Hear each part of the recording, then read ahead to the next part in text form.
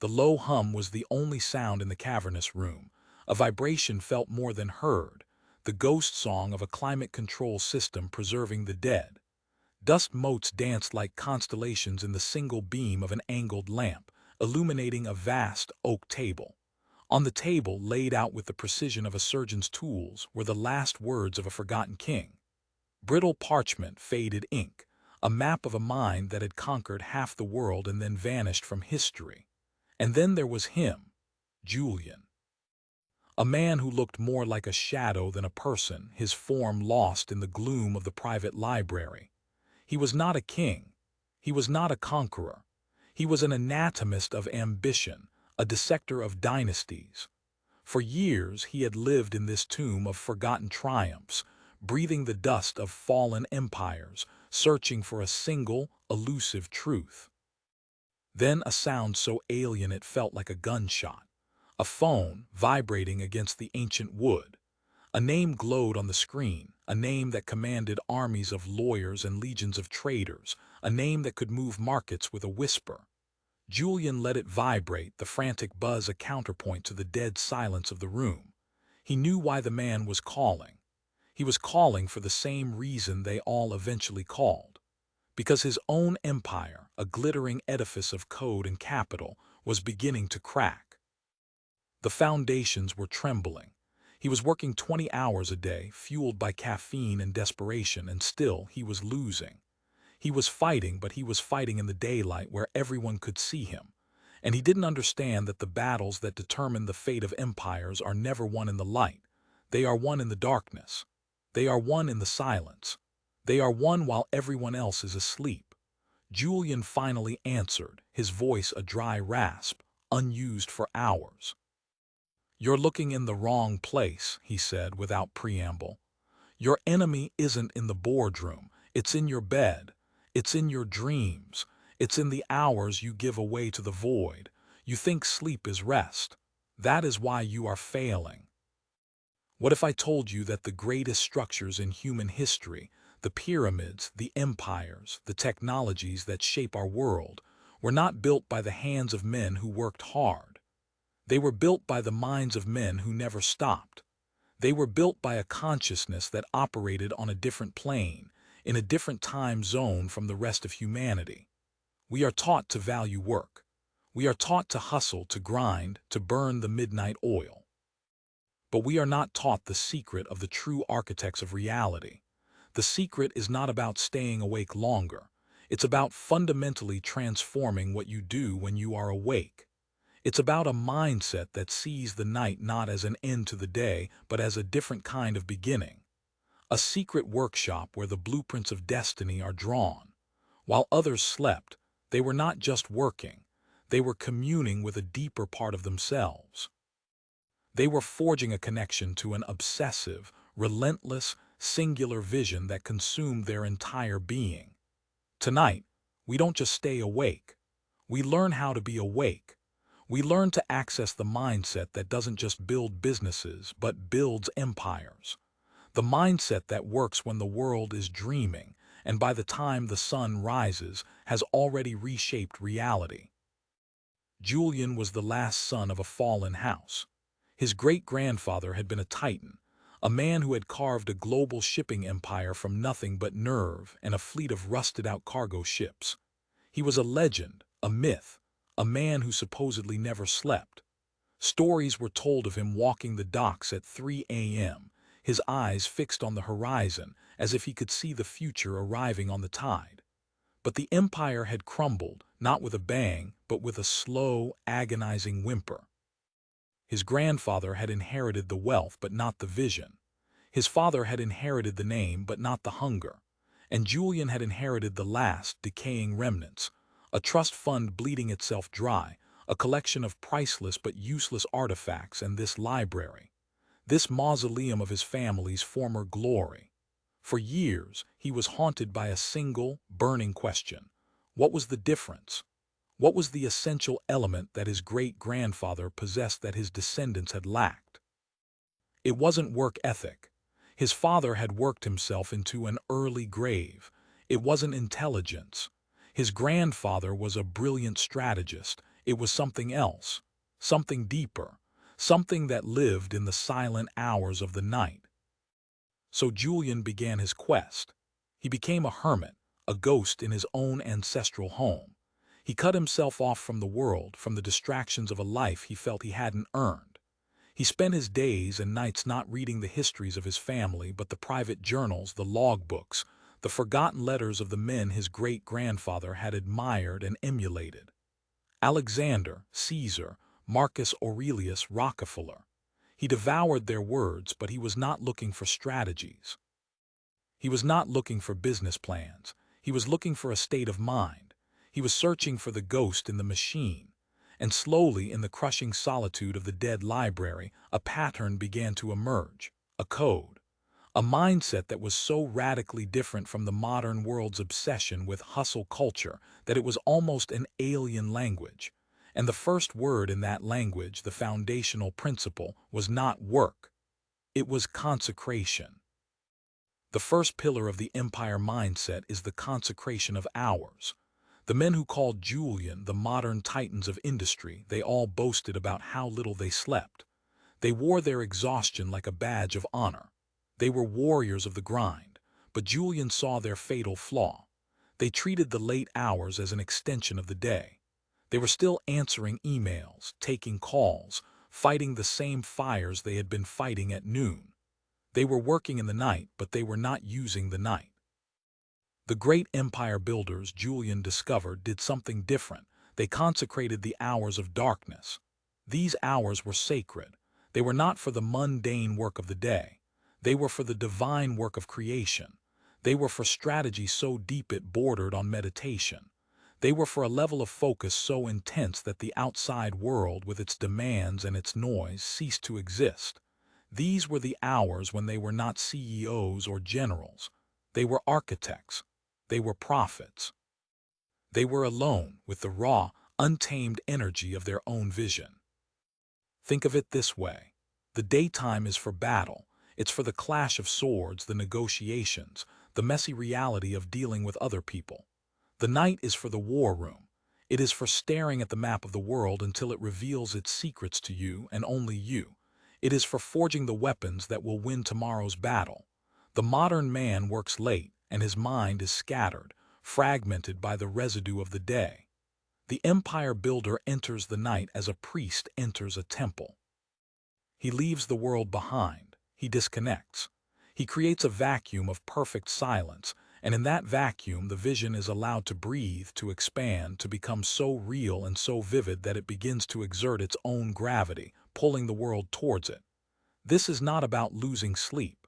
It is about gaining a second, secret life.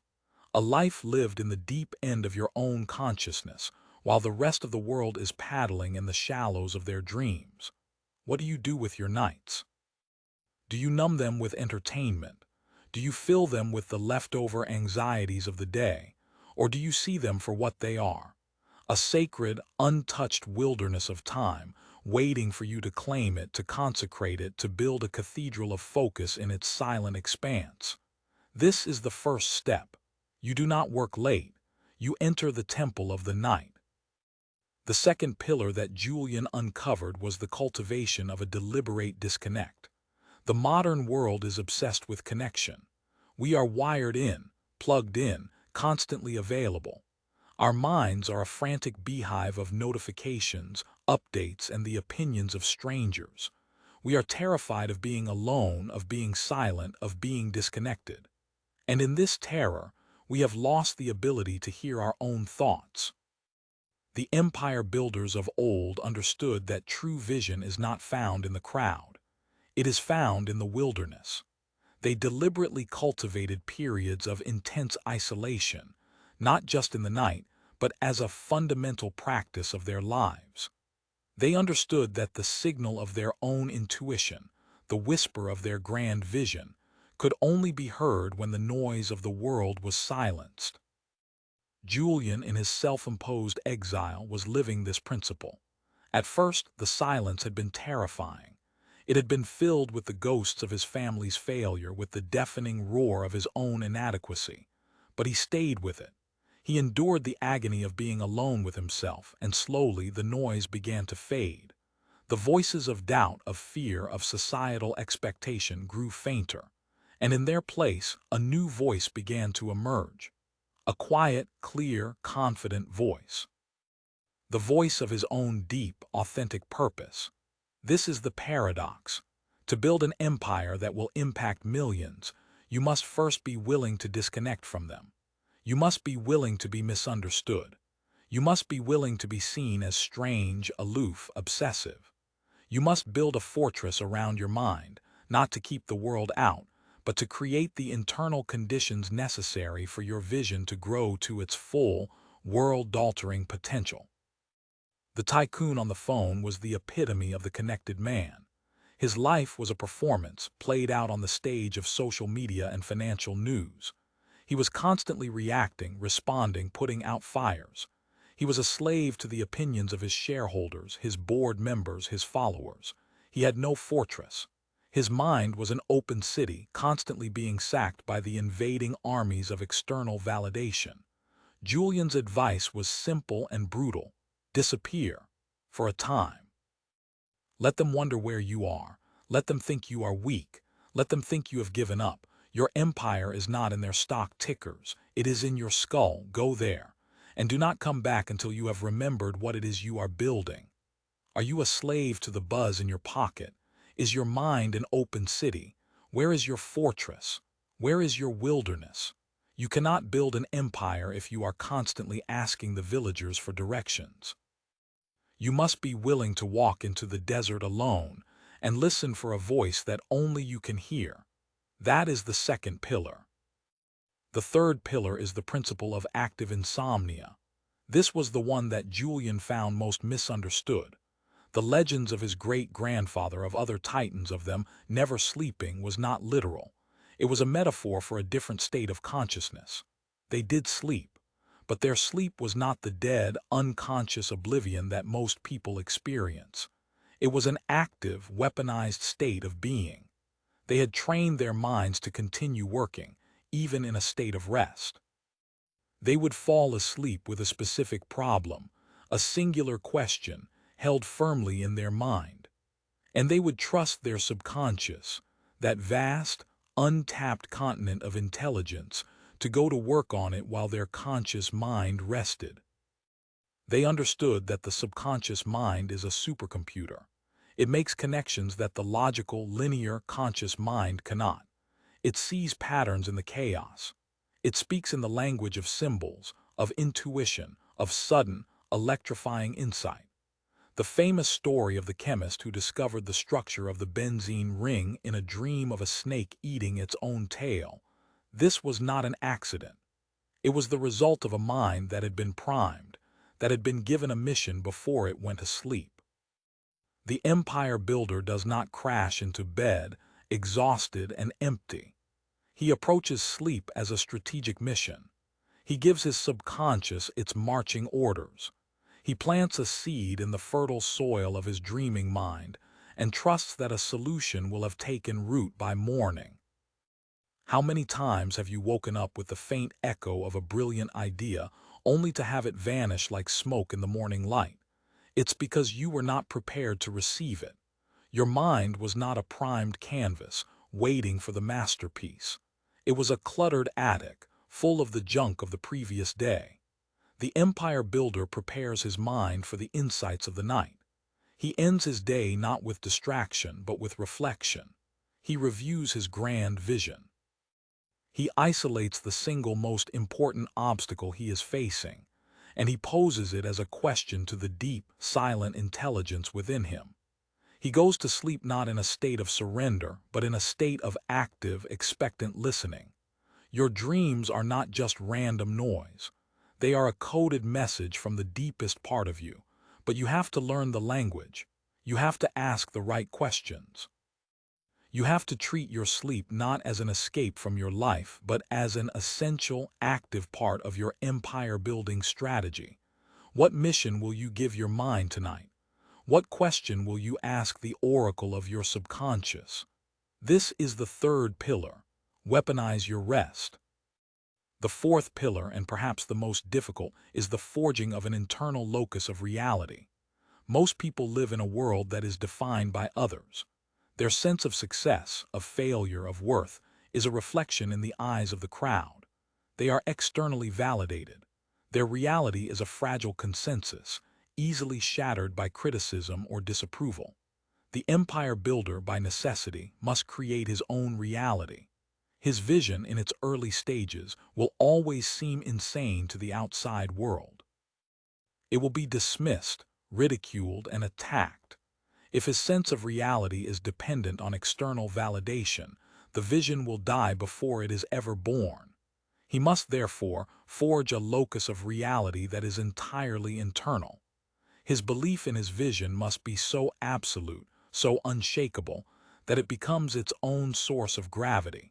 It is no longer a dream. It is a future fact that has simply not yet materialized in the physical world. This is not delusion. It is a profound act of will. It is the ability to hold a vision in your mind with such clarity and intensity that it feels more real than the real world around you.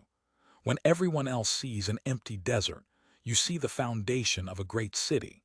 When everyone else sees a failing company, you see the necessary fire that will burn away the dead wood and allow for new growth. You are no longer reacting to reality. You are imposing your will upon it. Julian understood this from the journals of the ancient kings. They did not conquer the world and then believe they were kings. They believed they were kings, and so they conquered the world. The belief came first. The internal reality preceded the external one. His great-grandfather had this quality. The stories told of him standing on the deck of a single rust-bucket ship and speaking to his small, ragged crew as if they were the admirals of a grand navy. He wasn't lying to them. He was initiating them into his reality. He was lending them his vision, letting them see the world through his eyes. And because his belief was so total, so pure, they began to believe it too. And because they believed, they acted. And because they acted, the dream became a reality. This is the alchemy of leadership. This is the essence of building an empire. It is an act of sustained, disciplined, courageous imagination. Are you living in a reality defined by others? Is your confidence a fragile thing dependent on the praise of the crowd? Or have you begun the great work of forging your own? Of building a world inside your mind so real, so compelling that the outside world has no choice but to conform to it? That is the fourth pillar. Belief is the hammer. Vision is the anvil. With them you can forge a new world. The final pillar Julian identified was the embrace of a noble obsession. The modern world pathologizes obsession. It is seen as unhealthy, unbalanced. We are told to seek balance, to have hobbies, to disconnect, to maintain a healthy work-life separation. But Julian found that no empire was ever built on a foundation of balance. Empires are built by obsession. They are the physical manifestation of a single, all-consuming idea in the mind of a single, all-consumed individual. This is not the scattered, anxious obsession of a neurotic. It is a noble obsession. It is a grand passion that gives meaning, purpose, and direction to every waking and sleeping moment. It is the love affair of the soul. The obsessed man does not see his work as a burden. He sees it as a privilege. He does not need to be motivated by external rewards, by money or fame. The work itself is the reward. The act of bringing his vision into reality is the source of his profoundest joy. He is not running from something. He is running towards something. And his speed, his endurance, his relentless drive come from the magnetic pull of that noble obsession. It simplifies his life. It clarifies his decisions. Anything that serves the obsession is good. Anything that distracts from it is bad. It is a clarifying fire that burns away all that is trivial, all that is meaningless. The tycoon on the phone had lost his obsession. He had started his company with a fire in his belly, a vision to change the world. But now he was obsessed with maintaining the empire, not with the purpose for which the empire was built. He was obsessed with stock prices, with quarterly reports, with managing perceptions. The noble obsession had been replaced by 1,000 petty anxieties. He was no longer an artist. He was a curator of a museum, terrified of a single painting being out of place. Julian's final piece of advice was not a strategy, it was a question. What was the fire that you started all this with?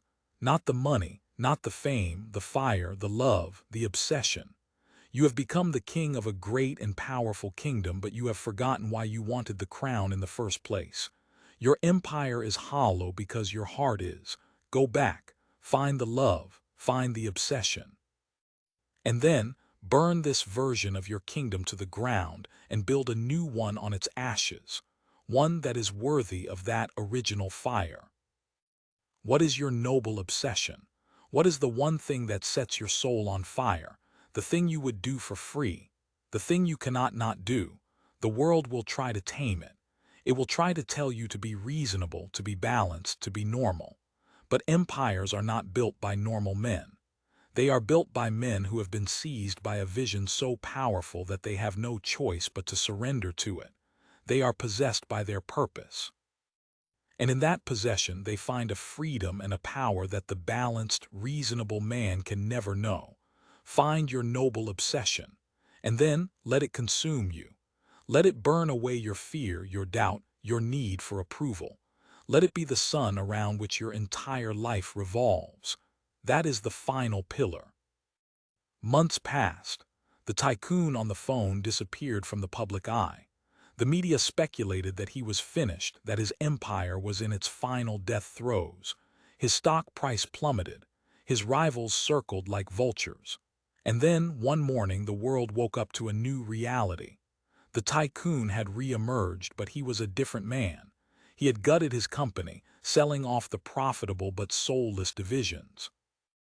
He had fired the executives who were driven by greed and replaced them with the true believers who had been with him in the beginning. He had poured his entire fortune into a single, audacious, moonshot project that everyone called corporate suicide. It was the original idea, the noble obsession, reborn. And it was magnificent. He had stopped trying to preserve his empire and had started building it again. Julian read the news on a tablet, the cool blue light a stark contrast to the warm glow of his lamp on the ancient texts. A small, rare smile touched his lips. He had given the man the map, but the man had to walk the path himself. He had faced the darkness and consecrated his hours. He had disconnected from the noise and found his own signal. He had weaponized his rest and listened to the whispers of his subconscious. He had forged a new reality and burned the old one down. He had rediscovered his noble obsession. He was no longer a manager. He was a founder again. He was no longer sleeping. He was dreaming with his eyes wide open. And Julian, he turned back to the desk, to the faded ink of the forgotten king. His work was not done. His obsession was not with building an empire of commerce, but an empire of understanding. He was the keeper of the fire, the guardian of the code. He was the man who knew what happened while others slept. He knew that in those silent, sacred hours the world was not resting. It was being reborn. So I ask you, as the sun sets on your day, as the world around you prepares for the gentle oblivion of sleep, what will you do? Will you follow them into the darkness, your mind a chaotic jumble of the day's anxieties? Or will you see the night for what it is? A temple, a laboratory, a war room, a secret garden where the seeds of your empire can be planted. The choice is yours. The hours are there, empty and waiting. Most people will waste them. They will surrender them to dreams they will not remember. But you are not most people. You know now that there is another way. You have the pillars.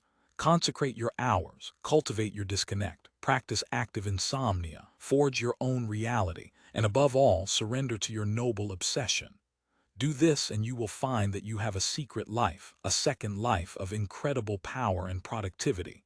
You will find that while the rest of the world is sleeping, you are building. And when they wake up, they will wake up in a world that you have dreamed into existence.